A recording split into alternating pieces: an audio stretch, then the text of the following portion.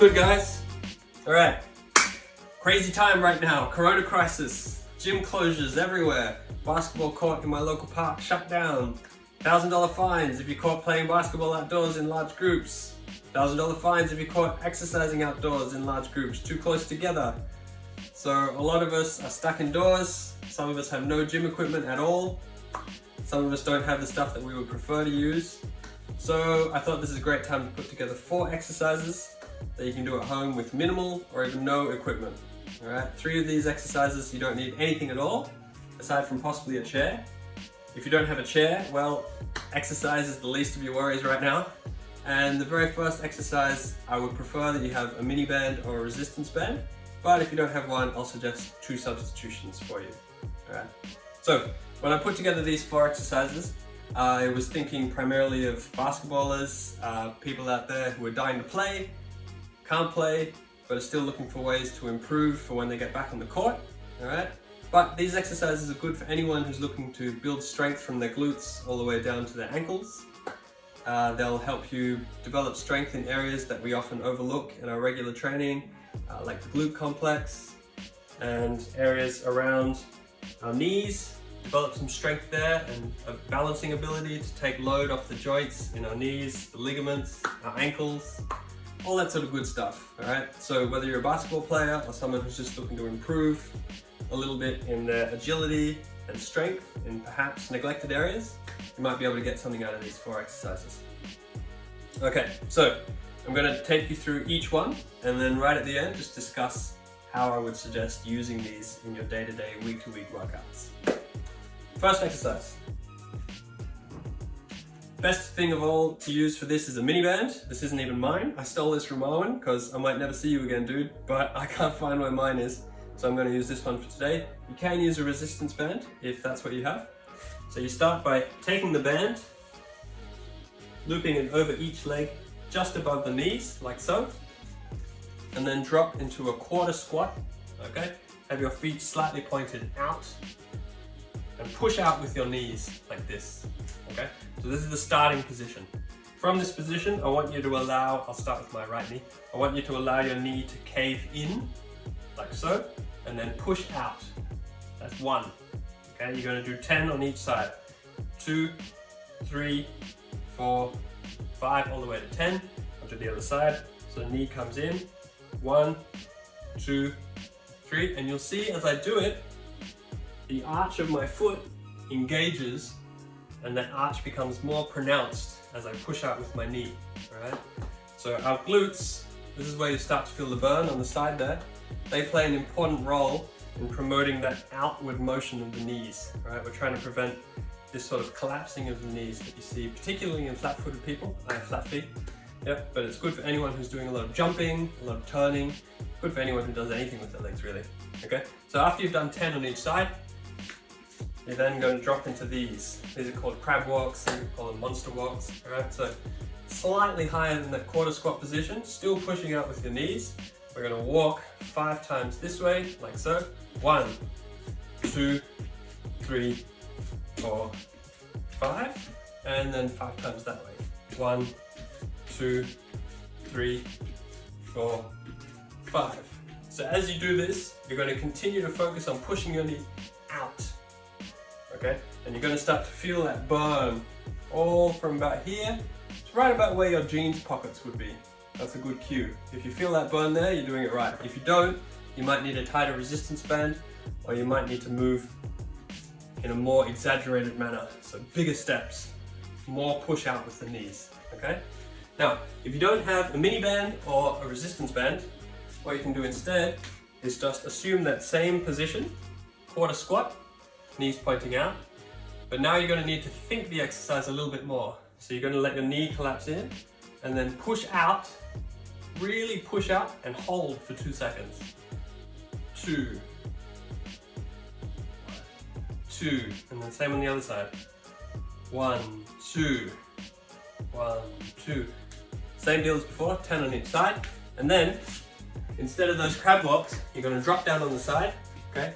Lie on your side like so. Stack your legs one on top of the other, okay? Then take the top leg, keeping the legs straight, slide it back slightly, so it's hovering slightly behind the leg that's on the floor, and then raise that leg under control, nice and slow, up like this. 1, 2. 1, 2. Do 5 each leg. Roll over, do the same on the other side. Okay, so that's the first exercise. Just to recap, you go down with the band, do 10 each side, do 5 walks one way, and then 5 walks back. Alright, now if you've got the band around your legs, take the band off, drop down onto the floor. Now we're going to do some frog bridges. This is a modified bridge which focuses even more on your glutes and your hips, those muscles that we were targeting in that previous exercise. So you start by putting your feet together, soles of your feet together like so. Drag your heels in towards your groin as far as they can comfortably go. Okay, don't force anything. And then lie back down, avoiding any couches that might be in the way. Alright, so heels in as close as you can. You're going to engage your hips, squeeze your butt and drive up so that your groin moves towards the ceiling and you get a nice diagonal from your shoulders like so up towards your hips. Alright, so that's 1 rep. I want you to do 10. Now if by the time you get to 10 you don't feel like that's been any work at all, if you're avoiding using any extra weight, then I want you to add a 2-second pause at the top, like so. 1, 2, okay? If you do have weights handy at home, you can always just slap a dumbbell on top of your pelvis and that'll do the trick, okay? But the goal of all these exercises is not really overload, right? We're not trying to cause any sort of significant muscle size gains. We're really focusing on developing awareness of different muscle groups that we might have neglected in the past and making sure that those muscle groups are getting some attention in our workouts, okay? So those are the frog pumps, frog bridges. All right, and back on your feet. Now we're gonna do single leg deadlifts, okay? These aren't, that name's kind of misleading, but that's what I learned them as anyway. So, because you're not lifting anything off the ground, this is really more of a balancing specific exercise. Okay, so from the side, so you can see me clearly, you're going to keep your knees soft, not locked out. I'm going to start on my right knee, right leg. Okay, arms straight out in front of you. Okay, and then you're going to have your arms go down as your left leg goes back out as straight as you can. All right. So like so, soft right knee as I mentioned. Okay, swing down. Okay, and touch your toes or as near as you can, okay, and then come back up slowly, okay. Now it's good if you feel a little bit of a wobble. I'll show you the left side now.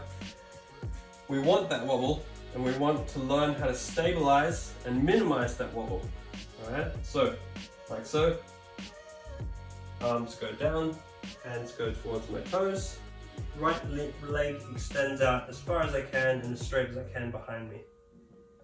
Okay, yeah, so as much as you can, try and avoid stumbling, of course. That's an exercise I want you to do 5 on each leg.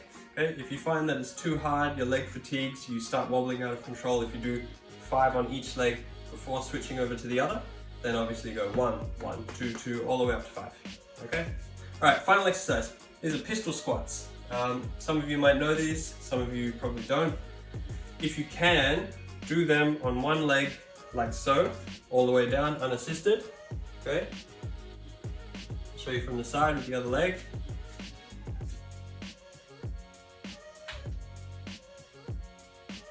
That's a pistol squat. Some of you might not have the strength, the balance, the ankle mobility, or the calf flexibility to do that. That's not a problem. That can be a longer term goal, something that you work towards. And if you want help with that progression towards a full pistol squat, let me know. I can do a video on that. There are all sorts of ways that you can, even with things around your house, build up that flexibility and strength to get to a full pistol. But I mentioned a chair or a bench. Bench works just as well. I've got a plyo box. This is for if you can't do a full pistol. You use the box the same way you would use the box or the chair or the bench. Same way you would use a bench or a box for horse squats or box squats. Alright, so you're going to come down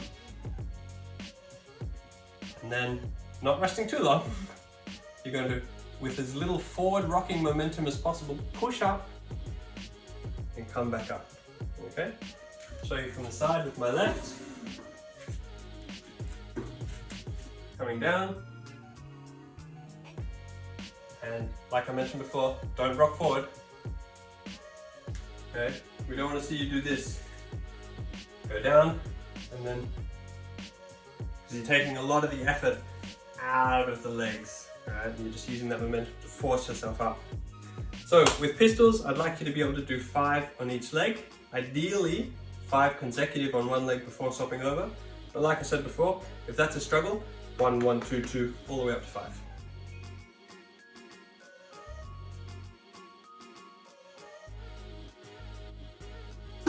These 4 exercises are obviously not designed for getting the heart rate jacked up through the roof. This is not a cardio workout circuit.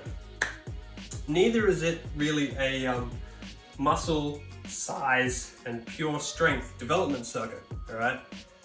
For those, there are other exercises you can do. Ideally, you have access to some weight because that's the quickest and easiest way for most people. These exercises are designed to make you a little bit stronger in certain muscle areas that might have been ignored, like I mentioned before. They also help you become a little bit more aware of how these muscles help you move. I mentioned earlier, those hip muscles are important for making sure your knees point out. Through exercises like the ones I've shown, you become more aware of that outward push, okay, which is really, really good. It's good to know your body a little bit better, all right? These exercises also help with your balance, okay, through the entire length of the leg from the hip to the ankle. And that's really good for awareness of where your body is in space. That can help minimize the chance of ankle injury, along with other sorts of things. Although you can never really totally negate injury risk, of course. But you can take steps such as these to make things a little bit safer. All right, well, I hope this video helps.